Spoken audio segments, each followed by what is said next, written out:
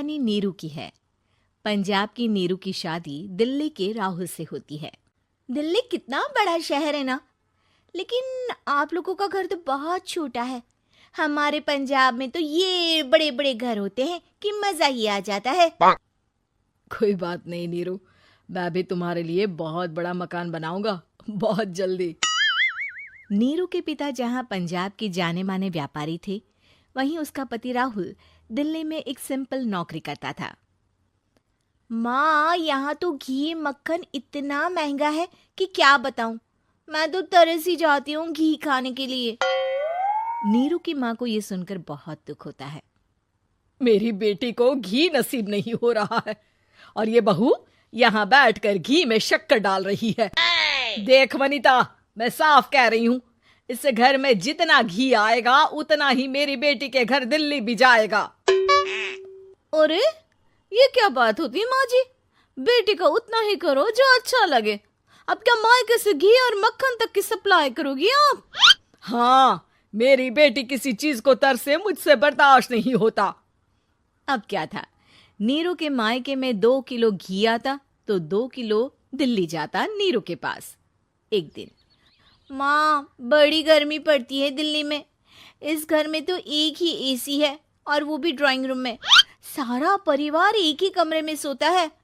हाँ बेटा, वो तो हर घर की कहानी है। यहाँ भी एक ही एसी है। अरे बिल इतना आता है कि क्या बोलूं। तभी वहां राकेश आ जाता है। माँ, थोड़ी देर में यहाँ कुछ प्लम्बर आएंगे मेरे कमरे में एसी लगाने। जरा ध्यान से लगवा देना ना माँ। ओए, ऐसे कैसे तेरे कमरे में एसी लगेगा? हाँ राकेश, एक बार बात तो कर लेता। अरे पापा, वो वनिता को गर्मी में नींद नहीं आती। ड्राइंग रूम में सबके साथ सोने में वो अनकंफर्टेबल है, इसलिए। अरे पूरे परिवार के साथ वहां तेरी बहन नीरू भी तो सोती है। वो नहीं हो रही क्या अनकंफर्टेबल? समझ रहा है ना? अगर एसी लगेगा तो एक दिल्ली में तेरी बहन के कमरे में भी लगेगा, तभी तू लगा सकेगा। राकेश वनिता को सारी बात बताता है। वनिता करती भी क्या, मन मारकर बैठ जाती है। माँ, ये लोग ठीक नहीं है, क्या करूं मैं? अरे बेटी, यहाँ आ जा, तू यहाँ आकर रह ले। अरे छोड़ दे ऐसे पति को। कैसे छोड़ दूं माँ? समाज क्या कहेगा, लोग क्या कहेंगे? वैसे भी मेरा एक बेटा है मयंक। अरे हटा बेटा, तेरी उम्र ही क्या है, इतनी परेशान रहेगी तो काम कैसे चलेगा। खैर, बात आई गई हो जाती है। माँ को लगता है कि नीरू ठीक है, तो वहीं नीरू के मन में एक ही लाइन चल रही होती है, यहाँ आजा। माँ ने तो बोल ही दिया है कि यहाँ आजा।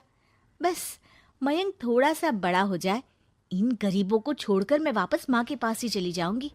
वो इसी सोच में बाजार में चल रही थी कि मैम, आपका दुपट्टा जमीन को छू रहा है।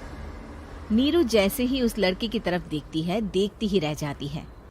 हाय रे, कितना सुंदर लड़का है ये। अब क्या हुआ? मैंने कहा आपका दुपट्टा। तो खुद ही उठाकर दे दो ना।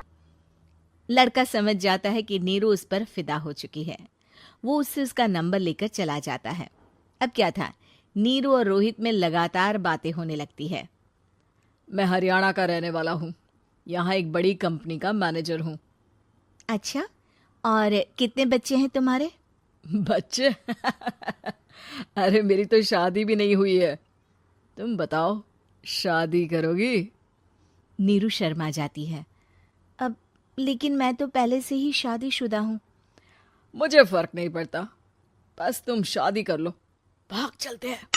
बहुत पैसे वाला हूं मैं, हमेशा खुश रखूंगा तुम्हें। नीरू रोहित से मिलकर सारा प्लान बना लेती है और फिर एक दिन घर से भाग जाती है। दोनों शादी कर लेते हैं। शादी के बाद, क्या बात है नीरू, तुम्हें परेशान सा देखता हूँ, सब ठीक तो है ना?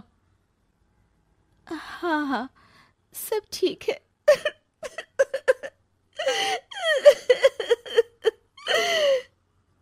ये कहते कहते ही वो रोने लगती है। अरे क्या हो गया, रो क्यों रही हो? मैंने तुमसे एक बात छुपाई है। और वही बात अब मुझे परेशान कर रही है। रोहित, मेरा एक बेटा भी है, उसका नाम मयंक है। क्या बात कर रही हो? ये तुमने मुझे पहले क्यों नहीं बताया? देखो नीरू, मेरी माँ को मैंने ये नहीं बताया है कि तुम शादीशुदा हो। बच्चा मैं मैनेज नहीं कर पाऊंगा। नीरू को समझ में नहीं आता कि वो क्या करे। तुम उस बच्चे को अपनी माँ को क्यों नहीं दे देती? नीरू चुपके से माँ को फोन करती है। माँ, क्या मयंक को तुम रख सकती हो? बेटा, मैं राकेश के साथ बात करती हूँ। आखिर घर का बेटा वही है, जो वो बोलेगा।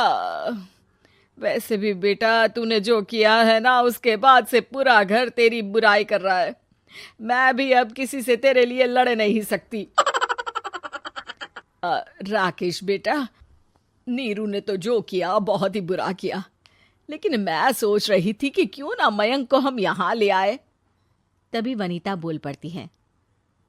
वाह जी, ऐसे कैसे यहाँ ले आए? यहाँ क्या भंडारा भरा है? और जिस बच्चे की माँ ने नहीं सोचा, उसके लिए हम क्यों सोचे? नीरू को एक बार तो अपने बच्चे के बारे में सोचना चाहिए था ना।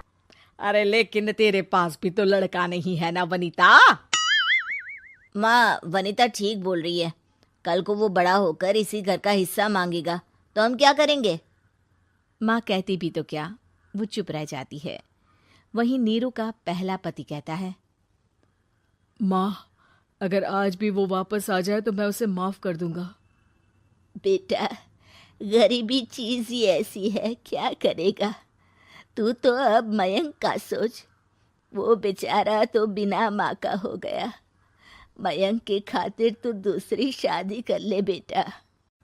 लोगों के लाख समझाने के बाद नीरू के पहले पति की शादी रिद्धि से हो जाती है, जिसके पहले पति से 2 बच्चे होते हैं।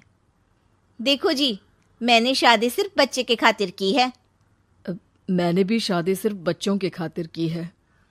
वहीं नीरू के दूसरे पति के मन में ये बात घर कर जाती है कि नीरू एक मासूम बच्चे को उसके खातिर छोड़ कर आई है। अब देखो नीरू, मुझे लगता है कि जो औरत अपनी कोख का बच्चा छोड़ सकती है, वो तो कुछ भी कर सकती है। कल को तुम्हें मुझसे अच्छा कोई मिल गया तो तुम तो मुझे भी बाय बाय कर दोगी ना। नीरू को अब उसका दूसरा पति ताने देना शुरू कर देता है। तंग आकर नीरू उसके यहाँ से भागकर अपने पहले पति के पास चली जाती है, लेकिन ससुराल में क्या लेने आई है नीरू, मयंक को? नहीं नहीं सासू माँ, मुझसे गलती हो गई, मुझे माफ कर दीजिए। नीरू, अब वक्त खत्म हो गया है, मेरी शादी हो चुकी है। तो छोड़ दो ना उसे, हमारा बच्चा है। मैं आपको अपनी माँ नहीं मानता, मेरी नहीं मान तो बात अच्छी है।